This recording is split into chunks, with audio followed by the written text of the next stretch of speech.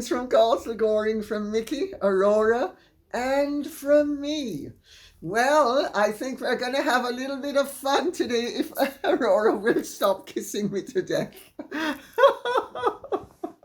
Oh, the joys of my babies, I have to tell you. But I think we're in for a little bit of fun today.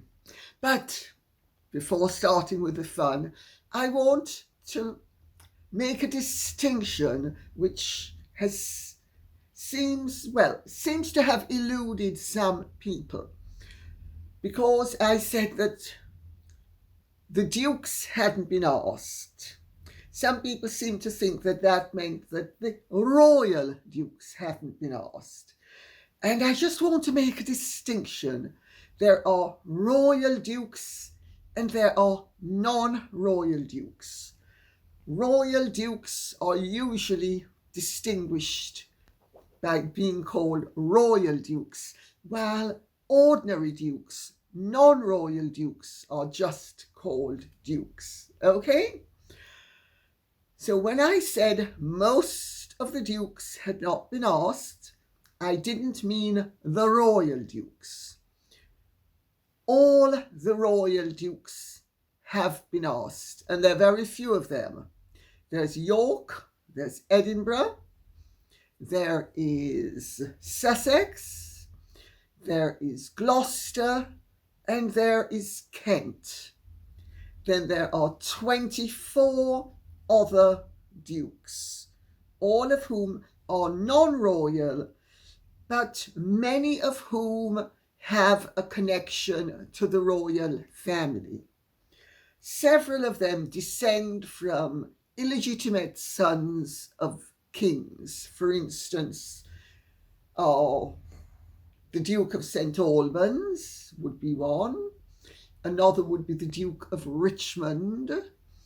Then you have some who are descended from legitimate royals, such as the Duke of Fife. Then you have others who have intermarried into the royal family, such as the Argyll dukedom.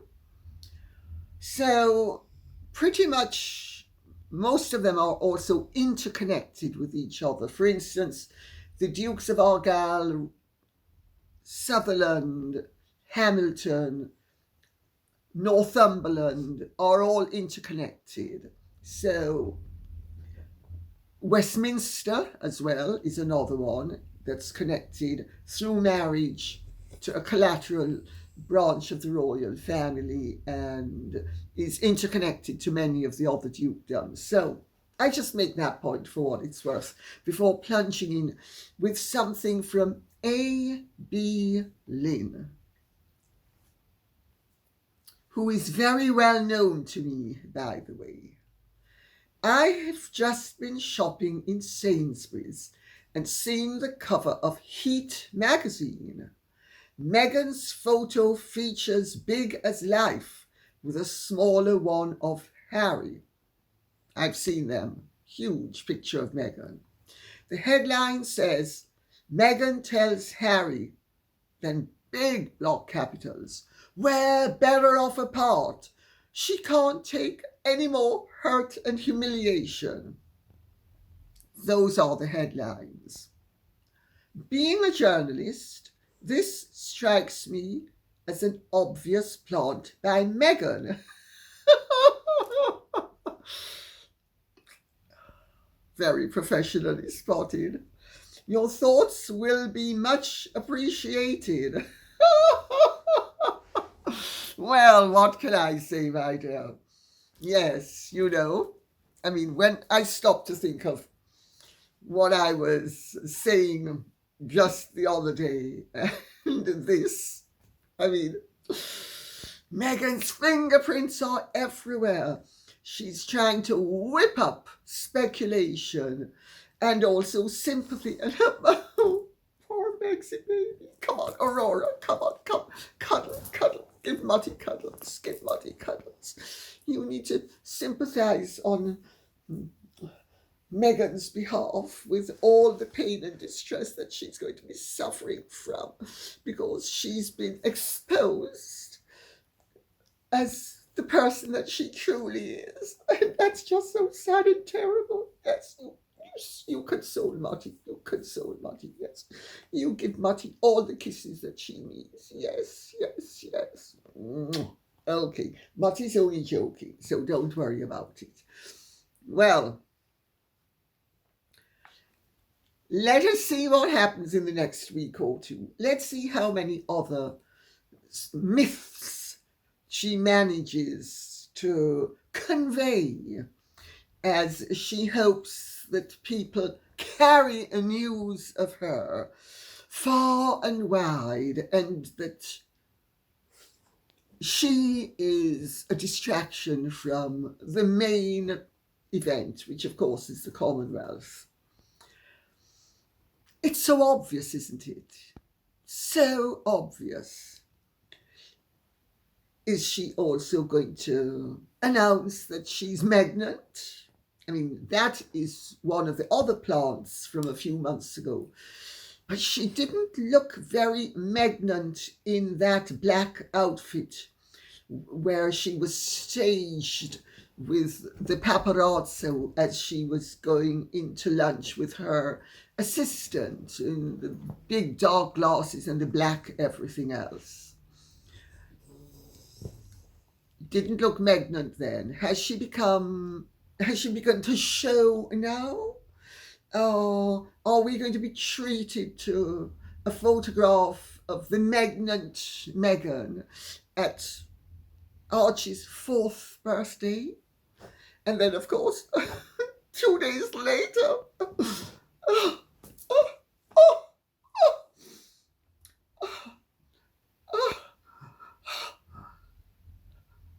and I'm holding both babies. I dropped to my knees, singing, "Gentle Jesus, meek and mild, have a pity on my poor child. Oh, there's a crayon left by the maid. Gotta get rid of her. And while I'm at it, I'm gonna miscarry, and I'm gonna have to announce it to the world.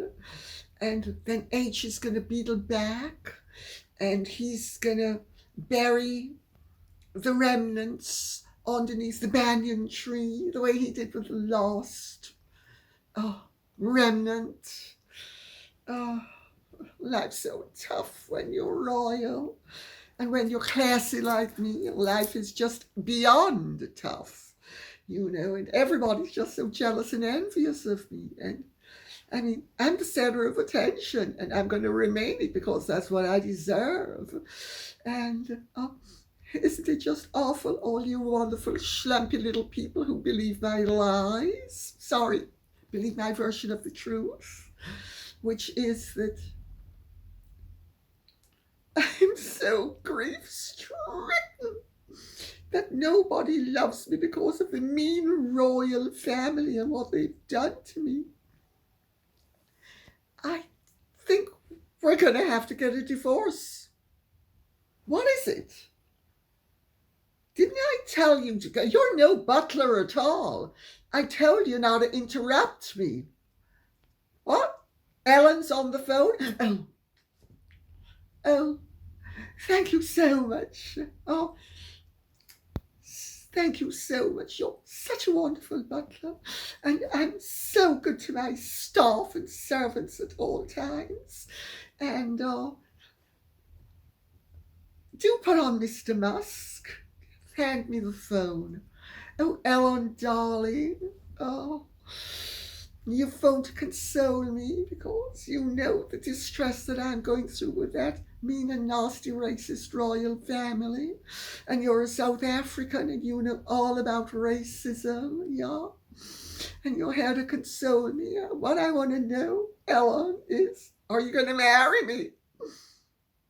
That's what I want to know. And other fantasies of this nature we can continue with, but I think we get the message, which is it's all a massive distraction and all a massive ploy. And remember They have been planting those separation stories for months now. Nothing new. It's so predictably tiresome. I mean, you may not be able to predict exactly what they're going to come up with, but you know they're going to come up with some nonsense. Marilyn Hirsch says, I feel King Charles III is damned if he does and damned if he doesn't. I think there's a lot of truth to that statement. If the traditions are ended or minimized, I can't see the monarchy surviving, since that really is what most of us are attracted to. I couldn't agree more. Nobody wants a worthy, drab, pedestrian leader. The communists showed that nobody was interested in drab. Everybody's interested in colourful. I miss Queen Elizabeth so much, and the world is changing so fast. I'm getting lost in the chaos. Marilyn Hirsch, the point of monarchy is as a focal point and a stabilizing point in the national life. If you have too much change, it destabilizes whatever it is that you're changing. Too much change too quickly destabilizes. No matter how worthy the change is, it destabilizes. No matter how needed the change is, it destabilizes if it is too much too soon.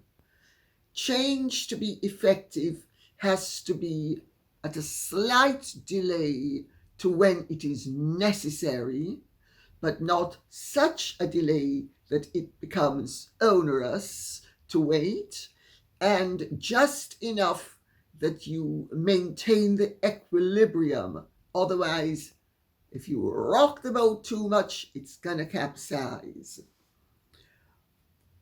And the reality is, monarchies without the glamour of tradition and the glamour of spectacle become dull and boring. Nobody wants to go to a show where everybody is drab. It's as simple as that. However,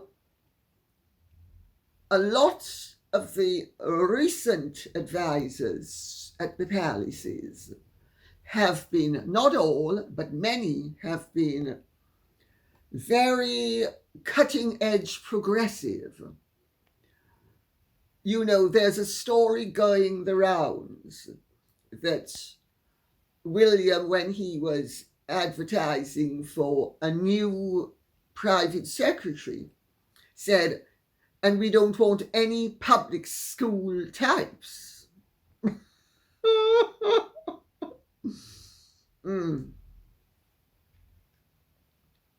They don't seem to understand that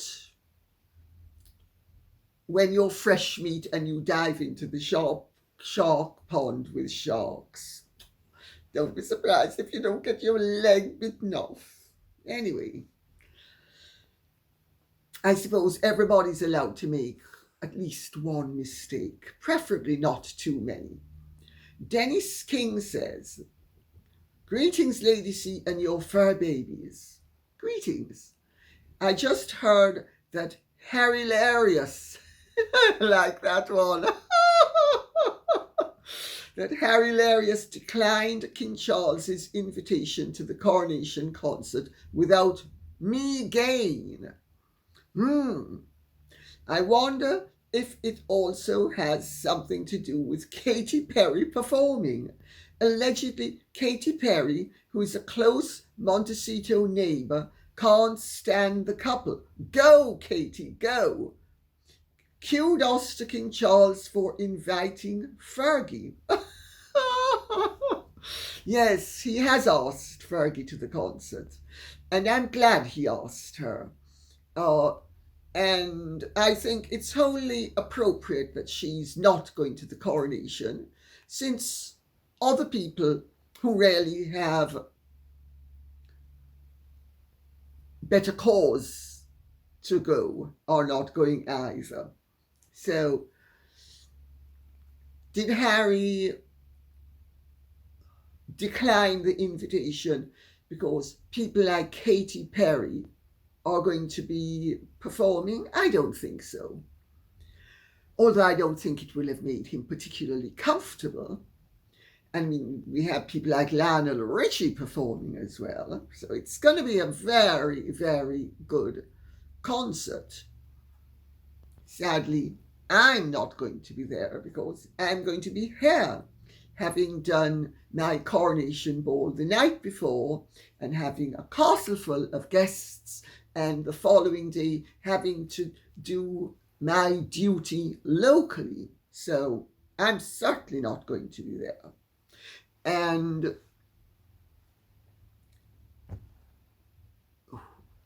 to put it another way as well, Harry wouldn't want to be sticking around to be with the family. He knows they deplore him.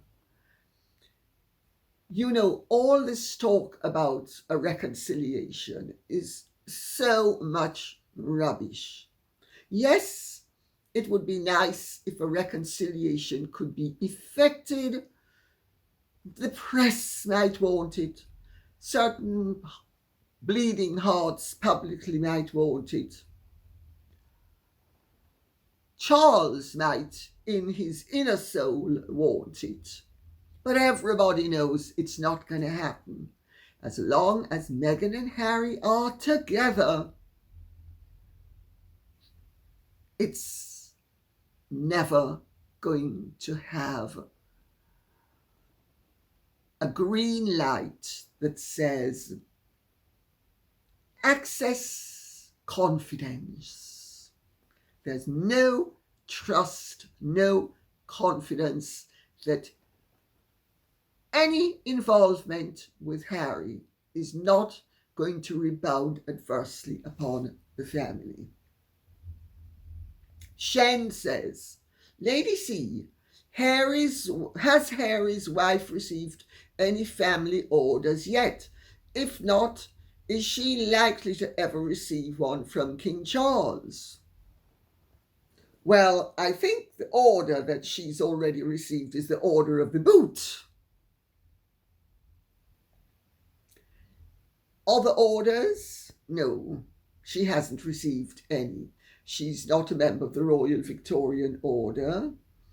She's not a member of any order except a disorder and the Order of the Boot.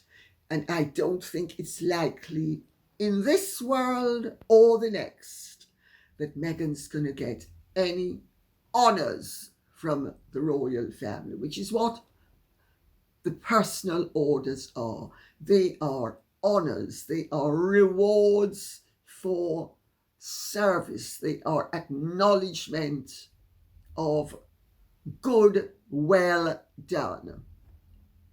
I'm afraid the Order of Iscariot has not yet been created to reward treachery and bad behaviour.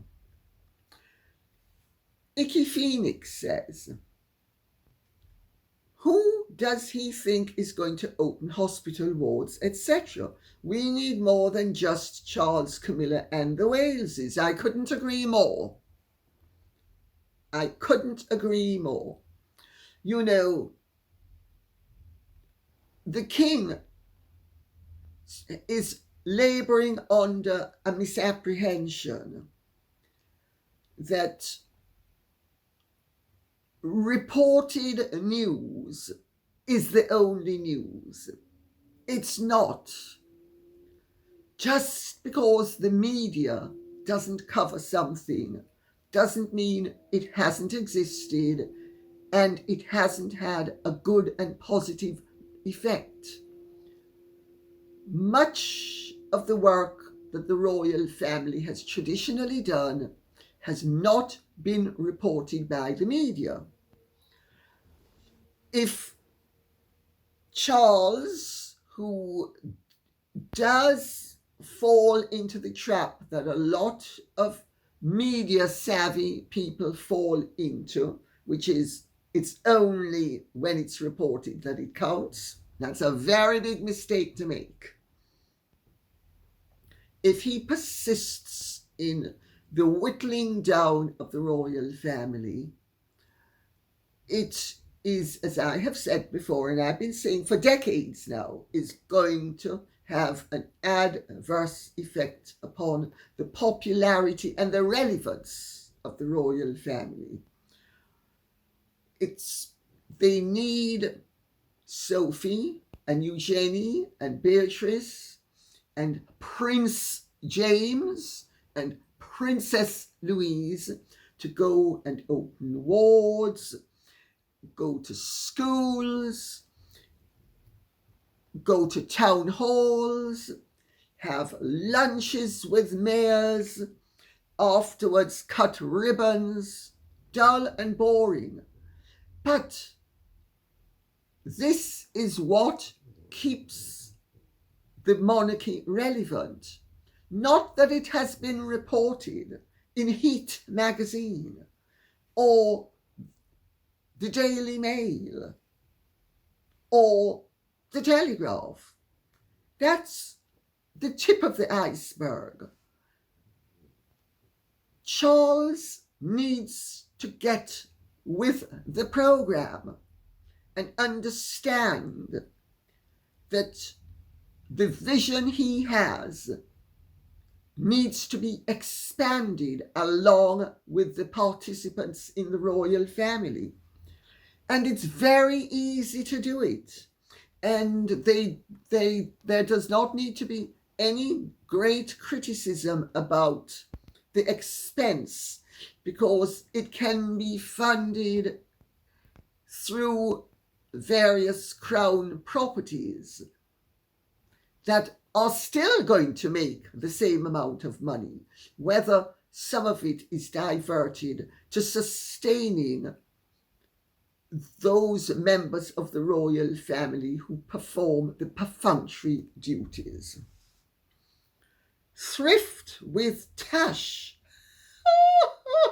says, dear Lady C, Meghan looks totally unhinged in the group photo with Charles.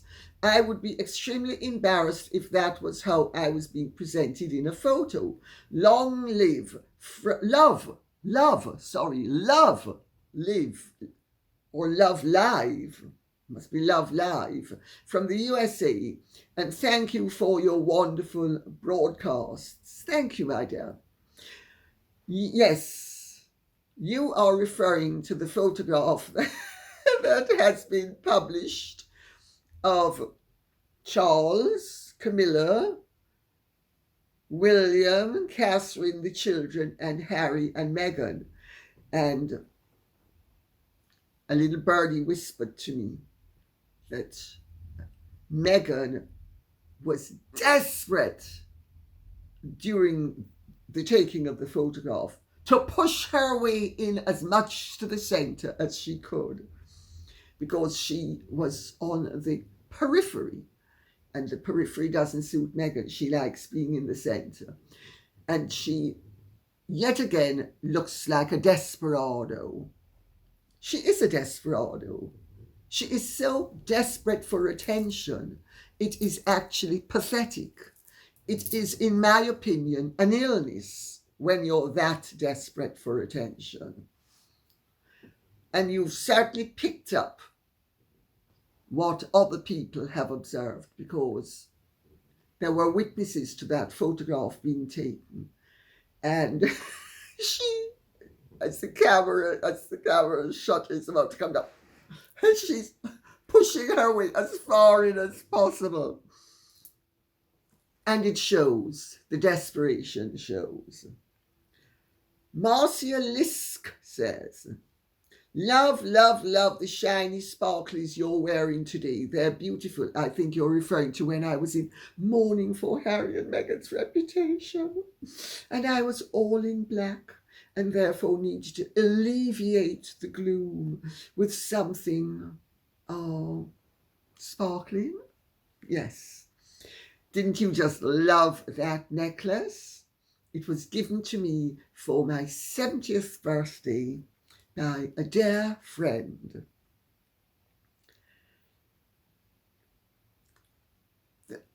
She continues, the Harkles are cowards, but especially Rachel. They trash talk their families, but when confronted by their targets, they slither away. Her Royal Highness the Duchess of Edinburgh can give a nasty stink eye to anybody who crosses her. Can't she just? She's such a game girl. That Sophie, just fabulous. Everything a true lady is and should be. While I'm thrilled that the witch won't be at the coronation, it's a cowardly move on her part. She's more than happy to have Harry attend and endure the slings and arrows of the public, plus the cold shoulder treatment by his family. They'll be polite, but just barely. And your observation is, to an extent, very right, because Meghan has created the situation that Harry has been unfurled into and has blundered into. I'm going to protect Meghan. I didn't protect Mummy, so I'm going to protect Meghan instead. Everybody's been so mean to me. Don't worry, Meg. I'm going to protect who's been mean to you. That ghastly Kate, Lady Katy. The dreadful one. I'm not being bitchy, but and that's what they called her. I mean, she had to wait. I didn't wait, did I? No, I haven't had to wait ever. Because I'm much bigger and better than she is, and I'm not age yet. And you knew exactly from the word go that I was the perfect woman for you. Yes, yes. Oh, yes, mate. Yes, yes. Oh, yes, mate. Yes, yes, yes. Can I have a... No, H, not now. Just tuck that thing away. We're busy. We're doing really important stuff here. Yes. She orchestrates the mess. She encourages him with her observations to have new insights into old scenarios. She makes him wade in publicly and privately, and she's nowhere to be seen to support him. Clever girl. If what you're about is protecting your hide and exposing his.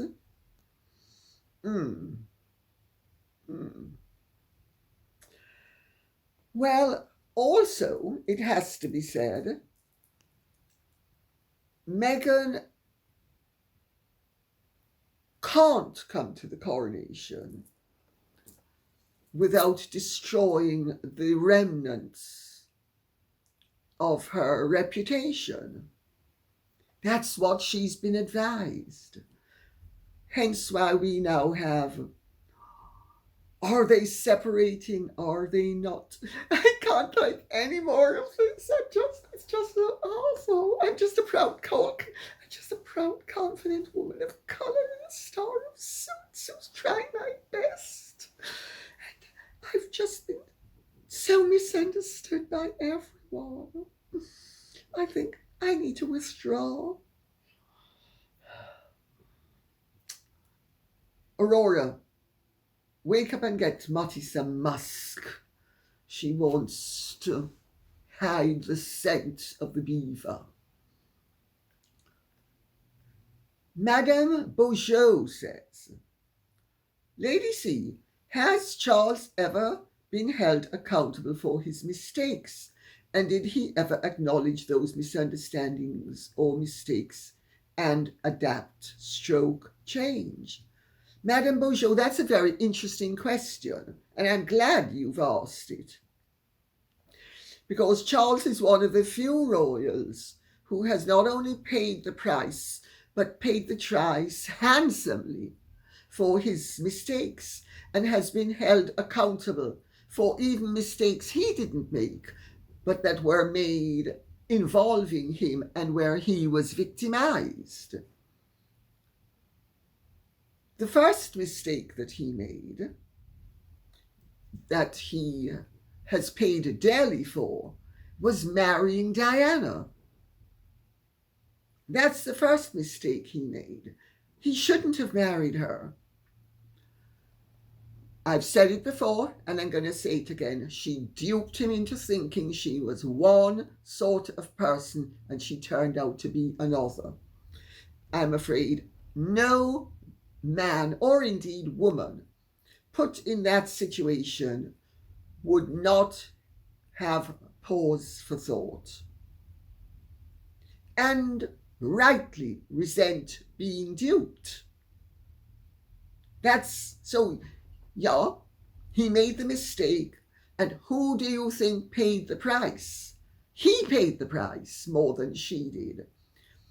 She was there portraying herself as the innocent victim of a cruel man and a heartless royal family, when they had been trying from within 6 weeks of the marriage to get her medical help, which she refused for a period of about a decade, or a bit less than a decade.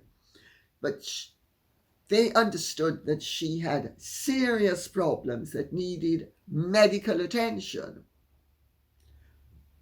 He paid the price.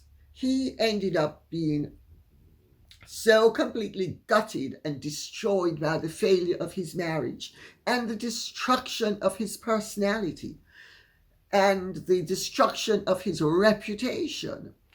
By the end of the troubled period of the marriage, he was barely compos mentis. He was almost completely destroyed. And that's the point at which Camilla re-entered his life. So, yes, he has paid the price.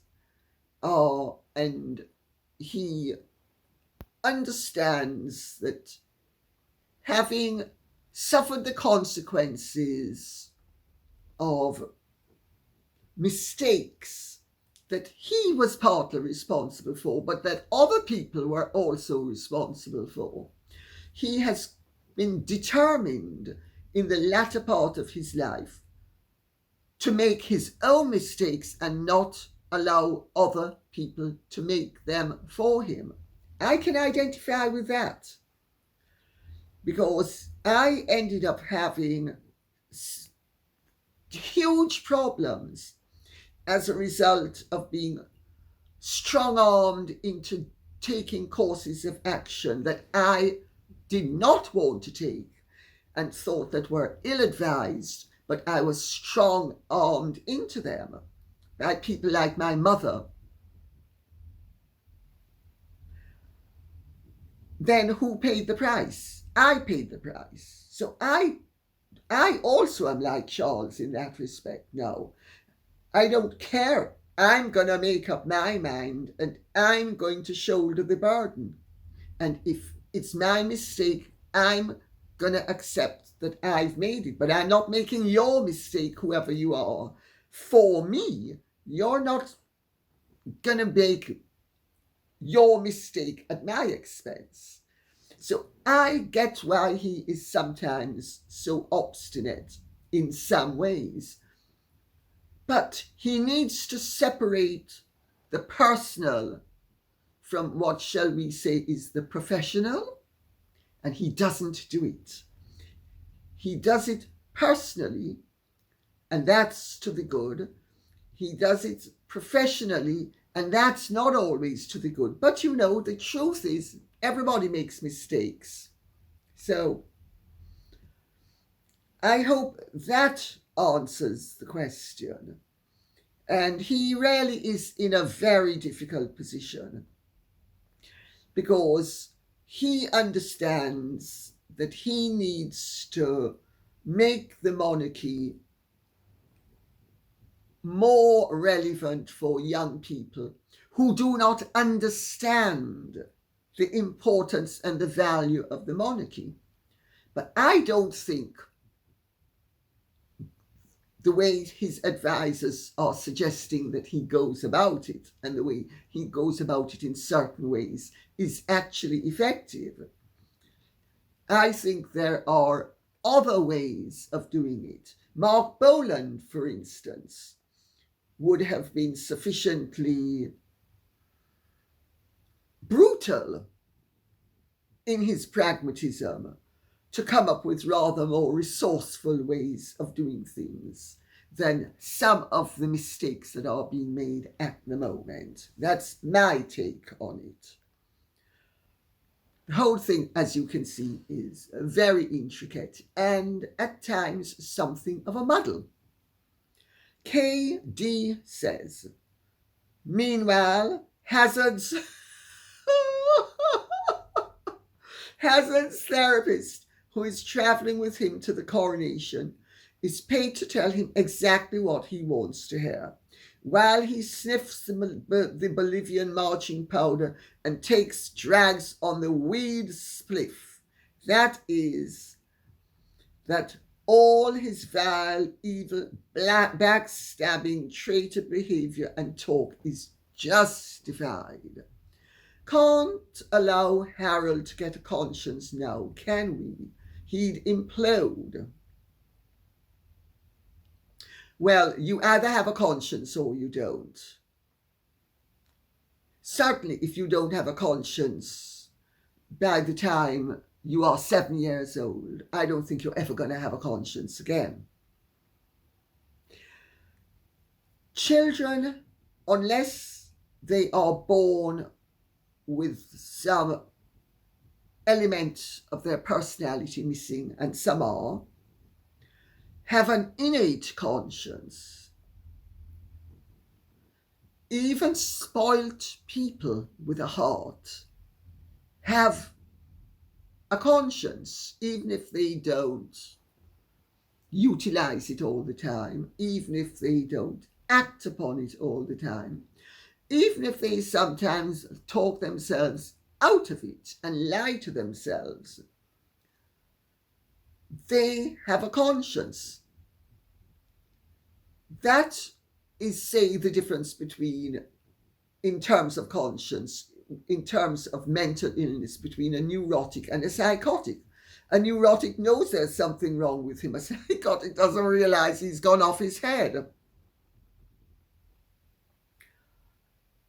I think that Harry's personality is such that he blames everybody else for his insufficiencies, and he does not understand that you need to embrace yourself in its entirety, and that includes your failings.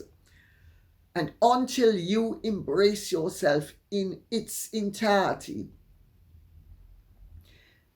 good, bad, and indifferent, and acknowledge that you are imperfect and that there is something wrong with you and that you need to do better, because there's something wrong with all of us. We're never always in the right. We do things that we make mistakes. Sometimes we even do really rather naughty or dreadful things that are morally dubious. And we still have a conscience. And as long as we admit to ourselves that we are doing things we shouldn't be doing, there's some hope for us. But when You can't or won't admit that you are doing anything wrong, and you cannot embrace the insufficient part of your personality. You are setting yourself up for ever increasing distress, and ever increasing failure, and ever increasing unhappiness, and ever increasing lack of fulfillment. I don't think Harry needs to develop a conscience. Think he needs to develop self-awareness and accept the fact that he can and does make mistakes. And if he doesn't, I think you're right. And this is the fear of his family, that he will implode. Because if you cannot admit you're wrong, there's no way to go except down your own hole. Tucker Harmo Olsen says, King Charles III doesn't want to antagonize people in hostels and other lower classes, but it's okay to antagonize 24 non-royal dukes of the UK. Doesn't he realize that these dukes just don't sit on their ducal butts? They actually work for a living like most of us do. What the heck is going on with him? What do the palace courtiers think about this new woke joke king? That's a very interesting point that you make, because most people in positions, in fact, all people in positions of privilege, have tremendous responsibilities. And most of them work day and night to fulfill those responsibilities. You're looking at one. Most of my friends are in the same boat. We don't have 9-to-5 jobs. Our jobs are our life, and they are lifetime obligations. And we have to live up to our responsibilities 24 hours a day, 7 days a week. And when we don't, and nobody can do it all the time, we pay the price. So the job is longer and it's more onerous in many ways. It may have greater rewards, but it has greater responsibilities as well.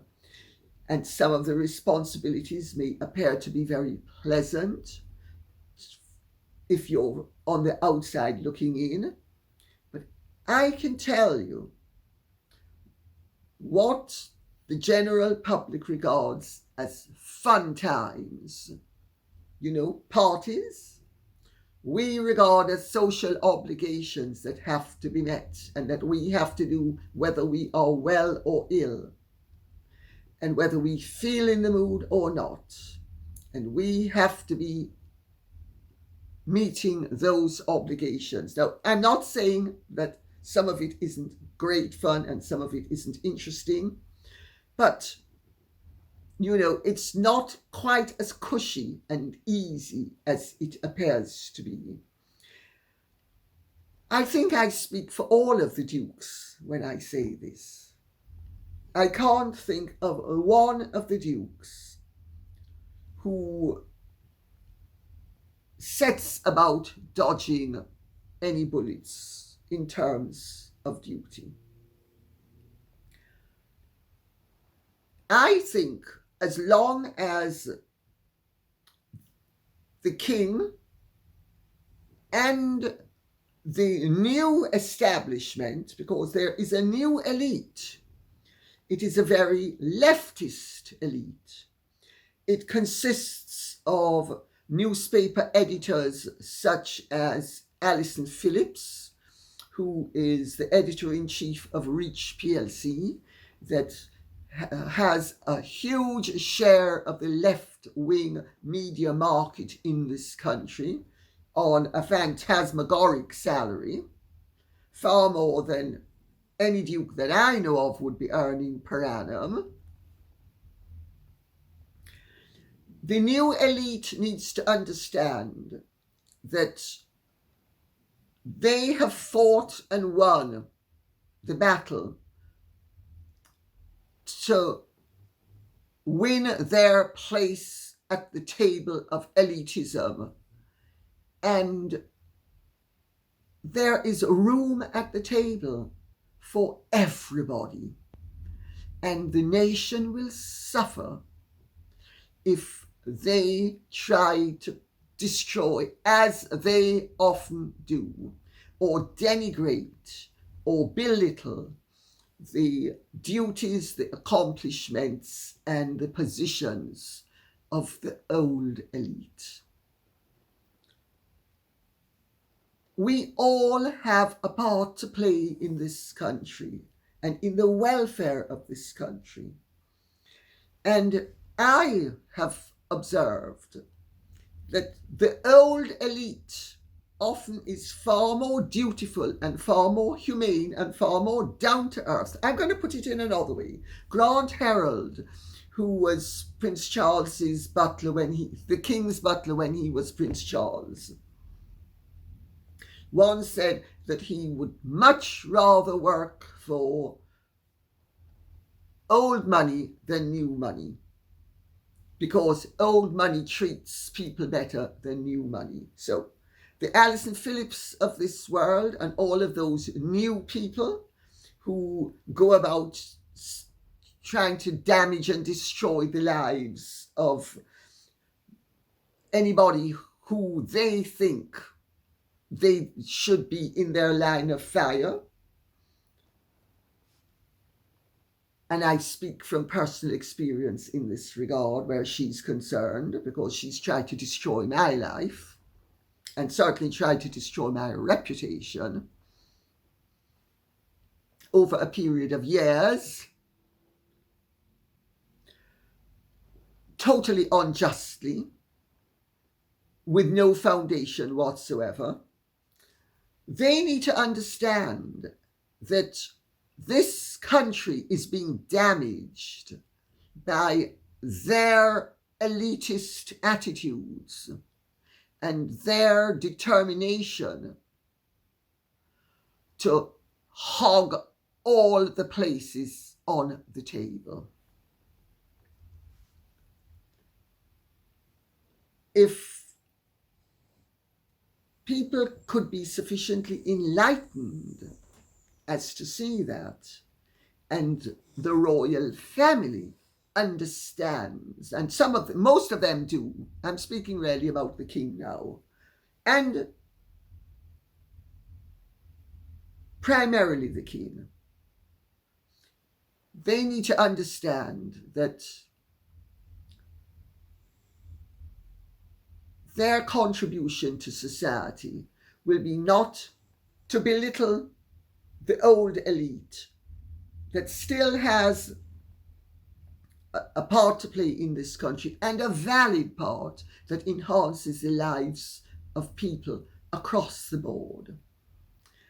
Stop belittling us. Embrace us, because we want to embrace everyone. And the last question is, Marie Heenan says, Lady Colin Campbell, your wisdom and deep thinking is a remarkable gift. Goodness gracious, I'm sorry for reading this out after what I've just been saying. Your knowledge from Greek, Roman philosophy and knowledge of history to current affairs amazes me. Reading is a wonderful teacher. Yes, it is, Marie Heenan. Yes, it is. The mind, I think, is a wonderful source of wealth if you cultivate it. The mind is like soil that is fertile, that is hungry for seed so that it can grow fruit to sustain everybody. I love reading. The most interesting people I have come across have been those who read. You have people who don't read, who have good native intelligence, but they usually lack the roundedness and the connectedness of people who are well read. If you are well read, you're absolutely right, because if you are well read, each bit of knowledge spills over. It's like a field with blocks that is irrigated, and the water spills over from one to the other and feeds, and you make connections, and the more you know is the more connections you make. And I think as long as you keep on reading and feed your mind continues to make ever increasing connections between the knowledge that you already possess. It's, in my opinion, the greatest form of wealth that any human being can have. Because without it, life is infinitely poorer, and one as a human being would be infinitely poorer as well. So, yes, you are right. Reading is a wonderful teacher. In fact, I would say reading is the very best teacher on earth, because the more you read, the more you expand your knowledge, the more you expand your mental horizons, is the more you realize how little you know, how much more there is to know, but how knowledge gives you freedom, insight, and power. The power of knowledge is so liberating. To be liberated from prejudice, from passion.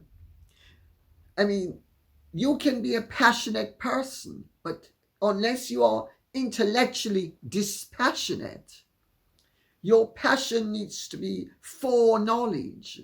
It needs to be for the benefit of humanity through knowledge, for your own personal benefit through increased knowledge. That's where the passion should come in, not in mounting barricades and adopting stupid, life depriving and destructive postures that ultimately mean that humanity suffers. Because believe me, ignorance is one of the greatest reasons why man keeps on getting himself into the messes that he does. And I've used the old-fashioned terms because I'm sorry, I'm old enough to think in the old-fashioned terms. Homo sapiens is our breed. Homo is man. So I make no apologies for saying it. But humankind, let's doff the chapeau to the new order. Humankind doesn't benefit from ignorance. It doesn't benefit from prejudice. It doesn't benefit from misplaced passion. It only benefits from well-placed passion. And well-placed passion comes from dispassionate knowledge.